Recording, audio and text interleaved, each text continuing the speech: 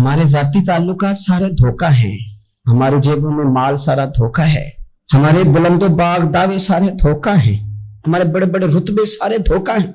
بڑے تعلقات تھے بیٹے کے، پر ماں بیمار تھی تو اسے صحت تو نہیں تعلقات کی وجہ سے مل سکتی۔ بڑے تعلقات تھے نا بیٹے کے، لیکن جب بیماری زور پکڑ گئی تو پھر کیا کر سکا کوئی؟ بڑے تعلقات تھے، بڑا پیسہ تھا جیب میں، بڑا کچھ تھا، لیکن جب جناب اسرائیل آئے تو پھر کوئی کچھ بھی نہ کر سکا، پھر اپنے رہ گئے، اور جس کو جانا تھا وہ سب چلے گئے۔ تو یہ جتنی چیزیں ہیں نا، یہ کچھ نہیں ہے، یہ دھوکہ ہے۔ سچ صرف اللہ رسول کی ذات ہے، حقیقت صرف دین ہے، اصل صرف وہ بارگاہیں ہیں۔ دھوکے میں نہ زندہ رہو، چھوڑ دو یہ بات کرنی کہ بڑے تعلقات ہیں، چھوڑ دو یہ بات کرنی کہ بڑا پیسہ ہے، چھوڑ دو یہ بات کرنی کہ برادری قبیلے علاقے میں بڑا، اور کچھ بھی نہیں ہے۔ کل من علیہ فان، ہوئے نامور بے نشاں کیسے کیسے، دیکھو زمین کھا گئی، نوجوان کیسے کیسے۔ شوگر ہو جائے تو بدلنا پڑتا ہے، اللہ معاف کرے، چینی چھوڑنی پڑتی ہے، من پسند مٹھائیاں چھوڑنی پڑتی ہیں، بدلنا پڑتا ہے۔ بلڈ پریشر ہو جائے تو یارو بدلنا پڑتا ہے۔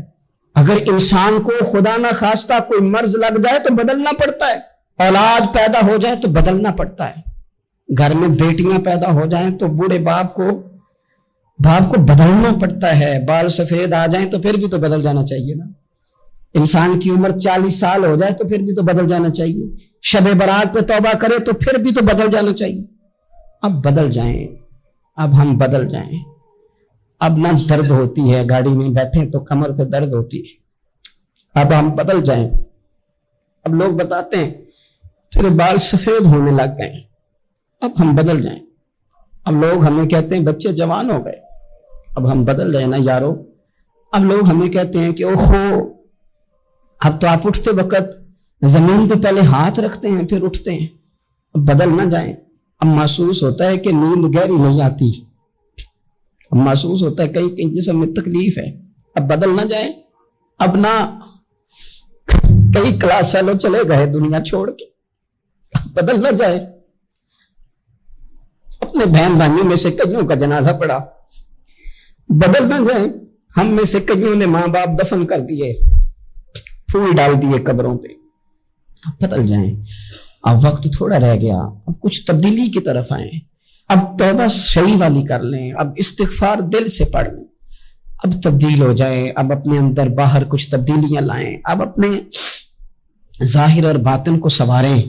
اب اللہ رسول کی بارگاہ میں جانا ہے نا تو کوئی ایسا نہ ہو شرم آئے حضور کے سامنے کھڑے ہوتے، حیا آئے نبی کریم کی بارگاہ میں کھڑے ہوتے، اب کچھ تبدیلی لائیں۔ آج ارادہ کریں کہ آج جو توبہ کریں گے وہ صحیح والی کریں گے، آج جو وہاں استغفار کریں گے اللہ کے حضور حاضر ہو کے تو وہ صحیح والا کریں گے۔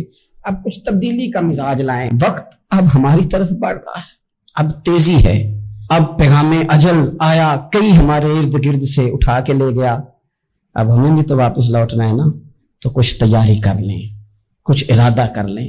اور بارگاہ رب رسول کی اس طرح کی ہے کہ بس جانے کی دیر ہے، بس صرف جانے کی دیر ہے، صرف جانے کی۔ اور اللہ رسول کی بارگاہ دوستوں وہ والی ہے کہ جہاں نا زیادہ منت بھی نہیں کرنی پڑتی۔ وہ جو 4-5 لوگ تھے نا مکہ مکرمہ میں، انہوں نے بہت ہی اسلام کی مخالفت کی حد کر دی تھی، ان کے لیے حکم ہوا تھا جہاں ملے قتل کر دو۔ اکرمہ تھے، ابن خطل تھے، کچھ اور لوگ تھے، تو پتہ ہے ان کو کسی نے مشورہ کیا دیا تھا؟ کسی کافر نے مشورہ دیا، پر پتہ صلاح کیا دی تھی؟ اس نے کہا تھا تم نے بڑی زیادتیاں کی ہیں، بڑے بے ادب ہو، کسی صحابی کے قابو نہ آنا، مار دیے جاؤ گے، اپنی خطاؤں کے سبب سے تم مار دیے جاؤ گے، لیکن اگر کسی طریقے چھپتے چھپاتے رسول پاک کی بارگاہ میں پہنچ جاؤ نا، اگر وہاں کسی طریقے چلے جاؤ۔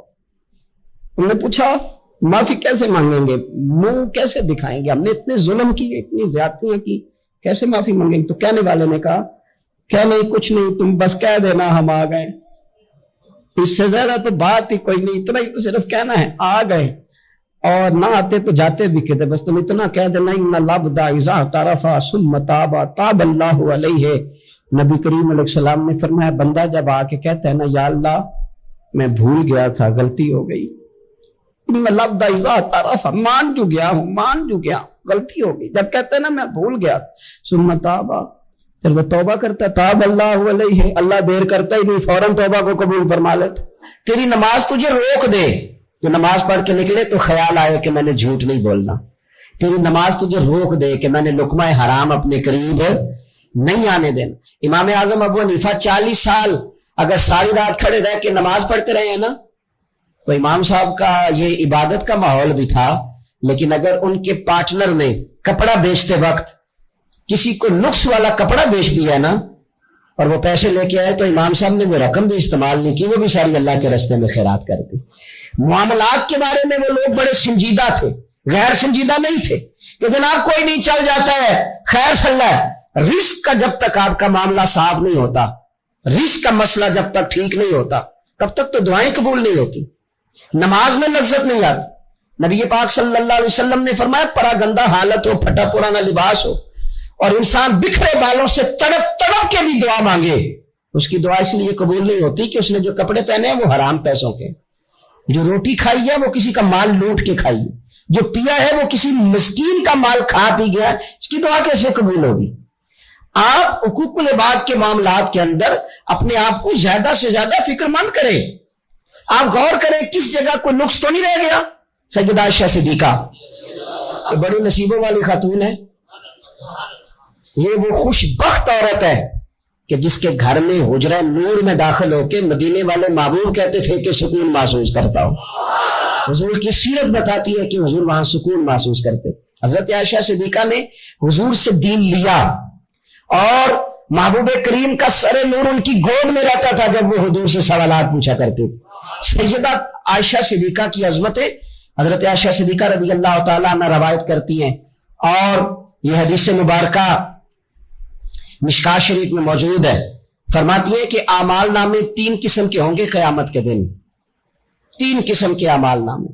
مجرم جو ہوں گے, جرم کر کے آئیں گے, ان کے 3 قسم کے اعمال نامے ہوں گے. فرماتی ہے میں نے نبی پاک صلی اللہ علیہ وسلم سے سنا کہ 3 قسم کے لوگوں کے اعمال نامے ہوں گے. ایک وہ لوگ ہوں گے, وہ والا معاملہ ہوگا جو رب کا بندوں کا عقیدے کے ساتھ ہے. اگر کوئی بندہ شرک کر کے آیا ہوگا تو اللہ اس شرک کو کبھی معاف نہیں کر. ان اللہ لا یغفر ان یشرک بہ ویغفر ما دون ذلک لمن یشاء, بے شک اللہ معاف نہیں کرے گا کہ اس کے ساتھ شرک کیا جائے, باقی وہ اس کے علاوہ جس کو چاہے گا اپنے فضل سے معاف فرما دے گا. تو ایک تو یہ اعمال نامہ قیامت کے دن ہوگا, جو مشرک ہوگا اسے معاف نہیں کیا جائے. اور دوسرا سیدہ عائشہ صدیقہ رضی اللہ تعالیٰ عنہ فرماتی ہیں کہ نبی پاک علیہ السلام نے فرمایا ایک معاملہ حقوق العباد کا, بندوں کا بندوں کے ساتھ معاملہ, کسی نے کسی کی ذلت کر دی, رسوائی کر دی, مال دبا لیا, تانا دیا, تکلیف دی. فرمایا یہ دوسرا اعمال نامہ ہے, یہ بھی رب اتنی دیر تک معاف نہیں کرے گا جب تک بندہ بندے کو معاف نہیں کرے گا, یہ معاف نہیں کیا جائے گا. اور تیسرا فرمایا معاملہ اللہ اور بندوں کا ہے, عبادت کا معاملہ ہے, نماز کا معاملہ ہے, روزے کا معاملہ ہے.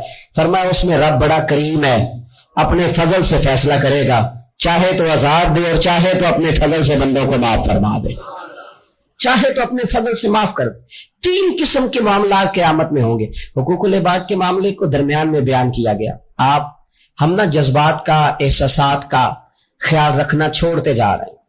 مجھے اپنی روٹی عزیز ہے, میں باہر سے آیا ہوں اور میں نے آ کے گھر کے اندر تلخ باتیں شروع کر دی, سخت جملے کسنا شروع کر دیے کہ میں باہر سے آیا ہوں, میرے لیے کھانا نہیں پکا. میں نے یہ دیکھا ہی نہیں کہ شاید پکانے والا بیمار ہی نہ ہو, میں نے پوچھا ہی نہیں کہ جو گھر کے اندر تھا وہ کسی تکلیف میں نہ ہو. میں نے یہ احساس ہی پیدا نہیں کیا کہ میں نے بڑی سخت باتیں اپنی والدہ سے کر دی, اپنی اہلیہ سے کر دی, اپنی بہن سے, اپنے والد سے کر دی, لیکن ان کے بارے میں نے یہ تصور ہی نہیں کیا کہ احساسات کس قسم کے ان کے ہوں گے. حقوق العباد کے مسئلے میں نا ہم لاپرواہ ہو گئے, لاپرواہ. حقوق العباد کے معاملے میں اپنے آپ کو سمجھائیں, قائل کریں, نماز ذوق سے پڑھیں, نماز شوق سے پڑھیں, نماز توجہ سے پڑھیں, اسے کبھی ہلکا نہ جانے. لیکن یاد رکھ لیں نماز میرا اور رب کا معاملہ ہے, رب کا اور میرا معاملہ ہے. ہو سکتا ہے وہ اس معاملے میں معافی دے دے, لیکن جس کو اس نے میری ماں بنایا نا, اس نے کہا ہے میں نے تیری جنت تیرے ماں کے قدموں کے نیچے رکھی ہے, اس کو میرا باپ بنایا ہے, اس کے تعلق سے مجھے حساس ہونا چاہیے, مجھے اپنے دوستوں کے تعلق سے احساس ہونا چاہیے, ہم دائیں بائیں احساس ہیں اور بڑی بڑی لمبی باتیں کرتے ہیں, بڑی بڑی لمبی بڑی بڑی کہانیاں. کچھ لوگ تو ایسے پکے نمازی ہیں کہ وہ کسی اور کو نمازی ماننے کو تیار ہی نہیں. ایسے پکے حاجی ہیں کہ دنیا میں صرف وہی حاجی ہیں, دوسرا کوئی ہے نہیں. کچھ مطلب میں اس طرح کے لوگوں کو میں ذمہ داری سے کہہ رہا ہوں, میری طرح کے مولوی کہتے ہیں فلانا بندہ بے شرع ہے. جی آپ باشرع ہیں؟ کہتے ہاں میں نے داڑھی تو رکھی ہوئی ہے نا. داڑھی کا نام ہی صرف شرع نہیں, سچ بولنے کا نام بھی شرع ہے, حلال کھانا بھی شرع ہے, حقوق العباد کا لحاظ کرنا بھی شرع. یہ کیا بات ہوئی کہ آپ نے 2 4 5 چیزوں کو آپ نے اپنا لیا رکھا, میں دیندار ہوں باقی سارے بے دین ہیں. آپ ماحول کا خیال کریں, حقوق العباد کے تعلق سے ذمہ داریوں کا احساس کریں اور بڑی جلدی آپ چیزوں کو سمجھیں. میں یہ کرنا چاہ رہا تھا کہ آپ کو ہر آدمی کا احساس کرنا ہے, ہر آدمی, اور حقوق العباد کے تعلق سے آپ کو چیزوں کو سمجھنا ہے, اس پر آپ کو غور کرنا. اب سنگی یہاں میں خانقاہی آدمی, دوست یہاں آتے ہیں, کچھ دوست مجھے ایسے بھی آ کے کہتے ہیں کہ سب ایک ہفتہ آپ کے ساتھ رہنا ہے. میں کہتا ہوں بات آپ کی ٹھیک ہے, لیکن میرے بزرگ فرمایا کرتے تھے کہ کسی کو بھی رکھنا ہے تو پہلے اس کے گھر کے حالات کا جائزہ لے کے رکھنا ہے.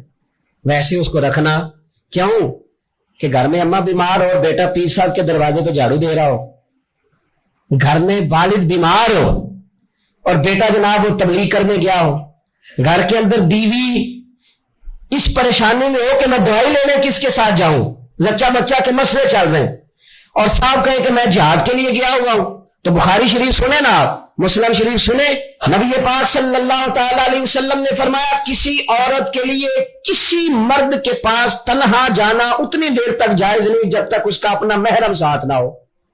یعنی وہ ڈاکٹر کے پاس بھی اندر اکیلے جائے گی تو اپنا محرم ساتھ لے کے, بھائی ہو, بیٹا ہو, شوہر ہو, کوئی ہو, جائز نہیں. اور فرمایا سفر کرنا بھی اس کے لیے جائز نہیں جب تک کہ اس کا محرم ساتھ ہو. یہ سفر کا معاملہ بھی بڑا عجیب ہے. عمرے کے لیے لوگ مسئلہ پوچھ لیتے ہیں کہ عورت بغیر محرم کے جا سکتی ہے. میں نے کہا جی نہیں جا سکتی. حج کے لیے بغیر محرم کے جا سکتی ہے؟ جی نہیں جا سکتی. لیکن عورت کے لیے صرف حج عمرے میں محرم شرط نہیں, وہ پنڈی بھی بغیر محرم کے نہیں جا سکتی, وہ ملتان بھی بغیر محرم کے نہیں جا سکتی. وہ جتنا سفر ہو نا 3 دن کا, جس سے انسان مسافر بنتا ہے, وہاں وہ شادی پہ بھی بغیر محرم کے نہیں جا سکتی. وہ سفر ہو اگر اتنا جس سے بندہ مسافر بنتا ہے تو وہ وہاں کسی کے انتقال کے بھی بغیر محرم کے نہیں جا سکتی. حج عمرے پہ محرم یاد آتا ہے, باقی جگہوں پہ بھی یاد رہنا چاہیے. عزیز, نبی پاک صلی اللہ علیہ وسلم نے فرمایا عورت کسی مرد کے ساتھ تنہا نہ ہو جب تک کہ اس کا محرم ساتھ نہ ہو, اور وہ سفر بھی نہ کرے جب تک اس کا محرم ساتھ نہ ہو. ایک صحابی اٹھ کے کھڑے ہو گئے, بخاری مسلم ہے, عرض کرنے لگے یا رسول اللہ صلی اللہ علیہ وسلم, میری بیوی تو حج کرنے جا رہی ہے اور میرا نام جہاد کے لیے غزوے میں لکھ دیا گیا, وہ جا رہی ہے حج کے لیے اور میں جا رہا ہوں جہاد کے لیے, تو میرے لیے کیا حکم ہے؟ تو یہ اب حضور نے فیصلہ فرمایا, یہ اب حضور نے فیصلہ فرمایا کہ تبلیغ کرنی ہے کہ جہاد کرنا ہے, کہ تو نے خانقاہ میں جا کے پیر صاحب کی بارگاہ میں رہنا ہے, کہ تو نے حقوق العباد کو مقدم کرنا ہے. یا رسول اللہ میرا نام لکھ دیا گیا ہے غزوے کے لیے اور میری بیوی جا رہی ہے حج کے لیے, تو حکم کیا ہے؟ تو حضور فرمانے لگے تو غزوہ رہنے دے, اپنی بیوی کا محرم بن کے حج پہ اس کے ساتھ جا, کیونکہ اسے تیری ضرورت ہے. تو جہاں اسے ضرورت ہے تو اس کی ضرورت کو پورا کر. تو اسلام نے ہمیں شب برات پہ آپ صرف کیا معافی مانگیں گے کہ یا اللہ جو نماز نہیں پڑھی اس کی معافی دے, تو وہ بھی مانگنی ہے آپ کو, 100% مانگنی ہے. آئندہ سے نمازیں پوری کرنے کا عہد کرنا ہے. لیکن میرے بھائی جو آپ نے حقوق العباد ضائع کیے ہیں ان کی بھی آپ کو معافی مانگنی ہے اور سامنے والے سے معافی لینی ہے, راضی کر کے, بندوق کے زور پہ نہیں. کیا آپ ٹیلی فون کر کے کہیں میں نے میسج لکھا تھا تو آپ نے جواب کیوں نہیں دیا, رپلائی کیوں نہیں کیا؟ آپ کہیں میں نے معاف کیا, بھائی آپ بندوق کے زور پہ معافی لیں گے؟ آپ راضی کریں, جب کسی سے معافی لی جاتی ہے تو اسے راضی کیا جاتا ہے, کہا جاتا ہے کہ اس جگہ میری غلطی تھی, میں تجھ سے معافی مانگتا ہوں. تو حقوق العباد کا جو مسئلہ نہ دیکھے, میرے نبی پاک علیہ السلام کی حدیث موجود ہے ترغیب و ترہیب کے اندر. ایک شخص نے آ کے عرض کی یا رسول اللہ صلی اللہ تعالی علیہ وسلم, میں جہاد پہ جانا چاہتا ہوں پر طاقت نہیں رکھتا, کمزور ہوں. حضور نے فرمایا ماں باپ میں سے کوئی ہے؟ بلے شاہ تو آسمانی اڈدیاں پڑھنا ہے, جہاں گھر بیٹھا انہوں پڑھیا ہی نہیں. ماں باپ میں سے کوئی ہے؟ یا رسول اللہ میری والدہ زندہ ہے. تو نبی پاک علیہ السلام نے فرمایا گھر جا کے اس کی خدمت کر. اس نے خالی جہاد کا پوچھا تھا جہاد کا حضور نے 3 باتیں ارشاد فرمائی. ماں زندہ ہے، حضور زندہ ہے، فرمایا گھر جا کے اس کی خدمت کر، اللہ اس کی خدمت پر حج کا ثواب بھی دے گا، عمرے کا ثواب بھی دے گا اور جہاد کا اجر بھی عطا فرمائے گا.